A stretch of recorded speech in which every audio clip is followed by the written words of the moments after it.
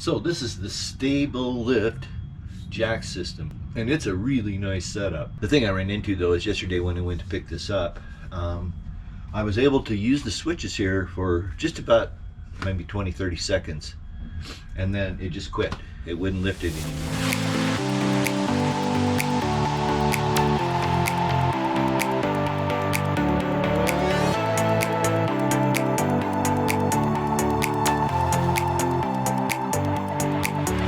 So what I ended up doing was I just took the connection off the motor here, and then I just ran it with a 12-volt battery I had taken with me, and I could run the jack system up and get it off. So I got in behind this switch and discovered the wiring is not good. It's funky. Fortunately, I'll give you a disconnect right here, so we're gonna pop this out and see what we got.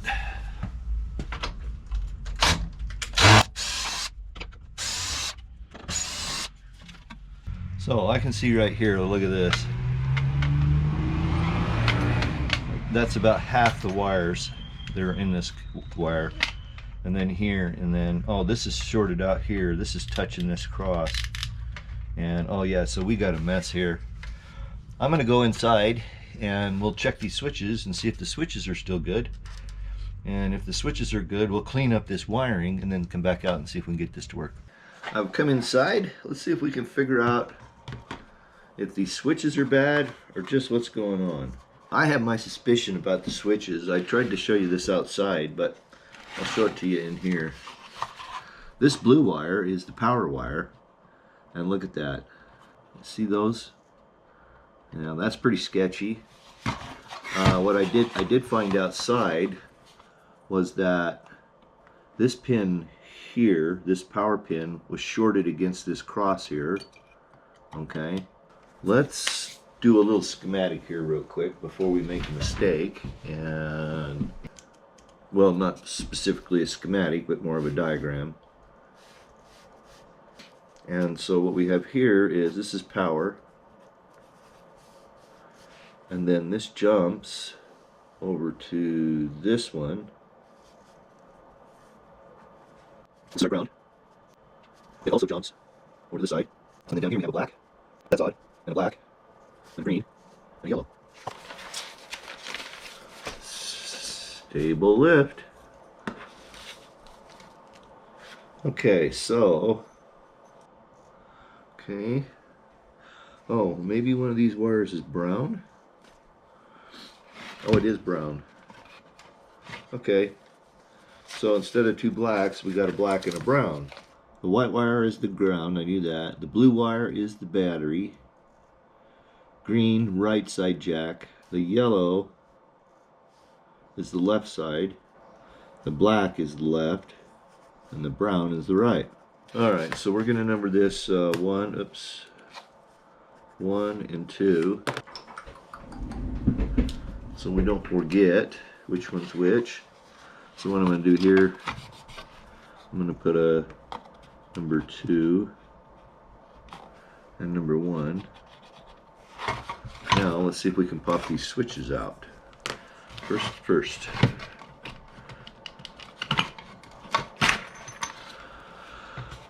Got this on continuity test. Can you hear that?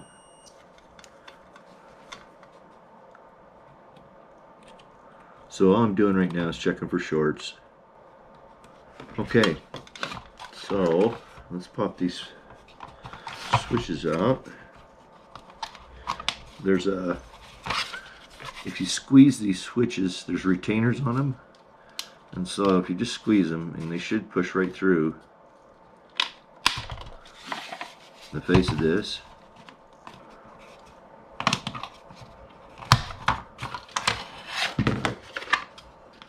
There we go. Alright. Well, anyway, I'm going to go ahead and see if I can find a couple of replacement switches here. So I finally got parts, but it turns out I ordered the wrong switches. So anyway, we're going to just remake this with some new terminals. And then what I'm going to do is take these switches and get this magic stuff. I've used this for years. This is Detoxit D5. And this stuff is built to remove oxidation, It's basically switch cleaner is what it is. It's built specifically to clean switches. And so we're going to clean these up really well and work them around and see if we can get them working better, because right now, if you listen, if you can hear over the fan noise there, they're kind of sticky and they're probably really dirty. Let's see here. We might try to disassemble this.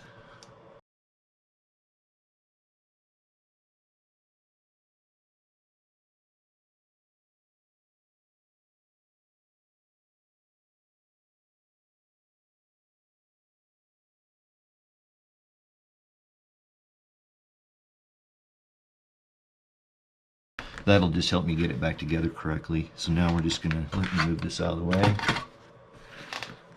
Make sure I'm kind of in the middle of the thing there. I'm just going to carefully pull this apart, look in there, and here's our contacts. Looks like a good solid switch, good quality. Let's take a little look at it here and see if we can see anything that looks out of sorts. This ought to be interesting. I don't know if you can see through that or not. I can't see my preview.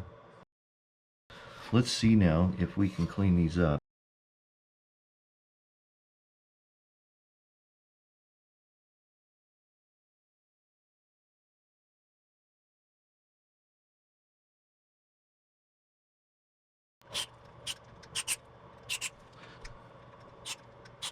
All right, we're going to just leave those soak for a minute.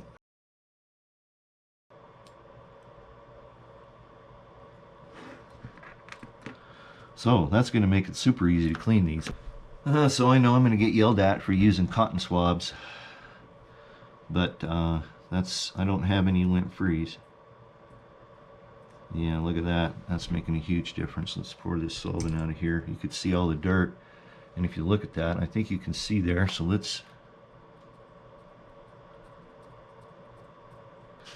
I like these here. These are actually fingernail file things that ladies use for their nails, but they work really good for something like this. So I'm just going to polish that contact. That's pretty good. There's still a little bit of a crater in it, but it'll have to do. Let's just polish this one up. Let's get on a little rougher.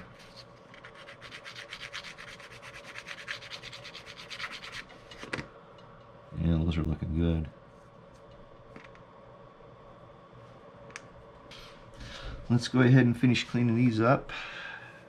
This switch, oh wow, it's really bad. If you look, I don't know if you can see that. It's really burnt. So let's see what we can do about cleaning them up. Move this down here. Yeah, look at that. I sure wish I had something to take the pits out of those. I'm gonna have to think about that for a minute. I might have something. Alright, so I just have been sanding these off. I'm not gonna take all the pit out because I'm afraid I'll take the contact down too far. But we'll get them pretty flat.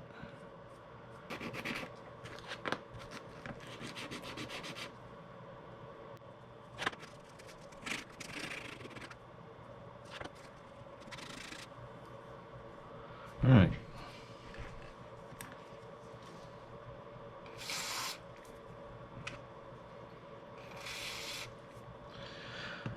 Can use a little bit more cleaning here.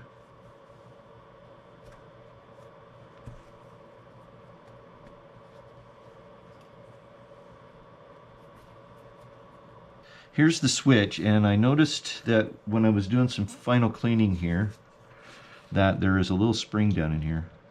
Okay, so I'm going to pop that out. Same here.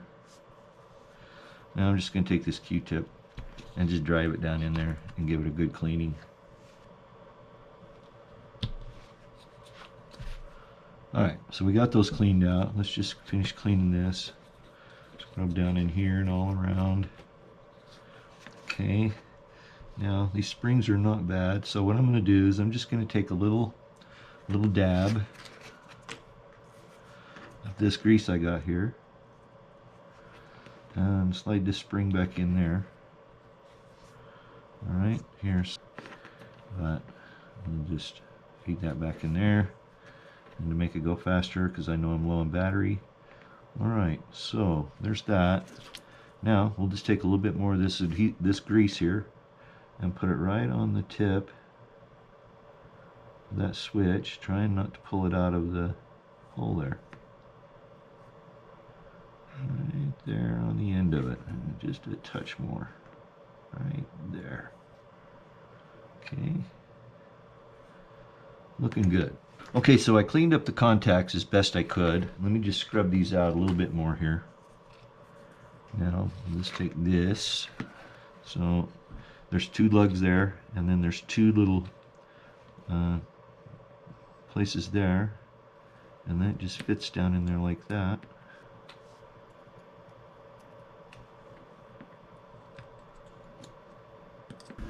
I'm going to use this little probe here now, and I'm just going to pick up a little grease, and I'm just going to get it right on the tip and go right down in here, and just put just a little bit right down inside there on that copper switch. Alright, get over there. Now, with the paint dot aligned, we're just going to carefully, and then it should snap back together, and it did. Excellent. Alright, well, we're going to try these. They go in this here, so I'll just come here and put these in like this, and they should just snap in, and they do.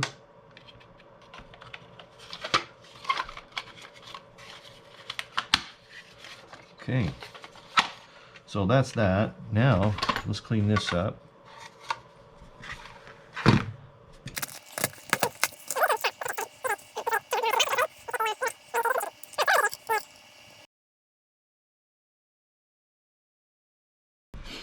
Okay, so I finished up this power work here. I've got these pigtails built, okay, and so now it's time to put the switch back together. And I did keep a record amongst all this other junk of what went where. Okay, so I marked them 1 and 2. All right, 1 and 2, 1 and 2. So we got a power coming in here and going over to here. Get on there. Uh-oh. It looks like the heat shrink is plugging things up here. Just a minute here. Let me see if we can open that up. Alright, now it should get in there. Maybe. There we go. That's a good tight fit. That's what we wanted. Okay, good. Alright, so we want yellow and green. So yellow goes here, green goes here, and then we got black going here, brown here. Awesome.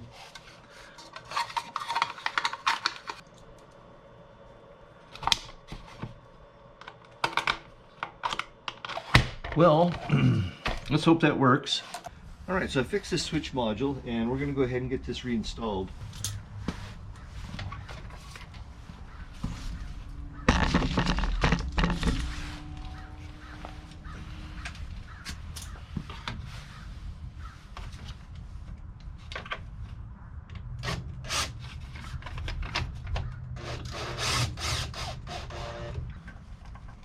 There we go.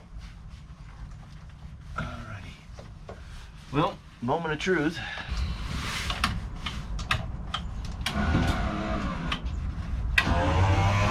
Oh, you know what? I guess it helps if you hook everything back up.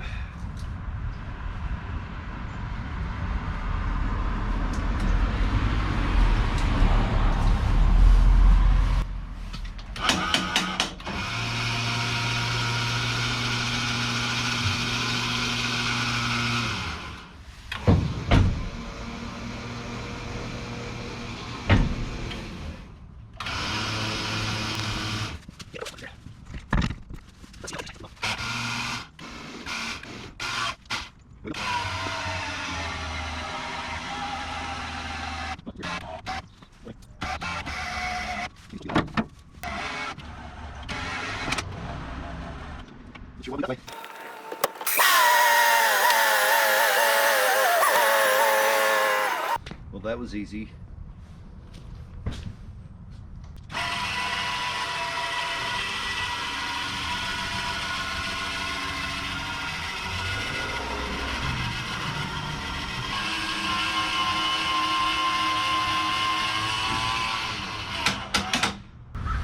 So if you look right here, this is a strut. It comes down like this. And the general idea is,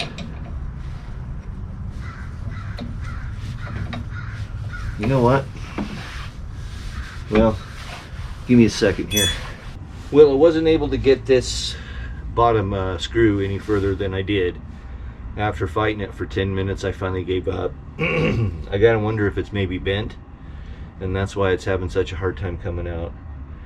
But I got it at least to where I can adjust this now and get it to where it's stable. And man, with those things in, this thing is stable. So I'm really happy with it.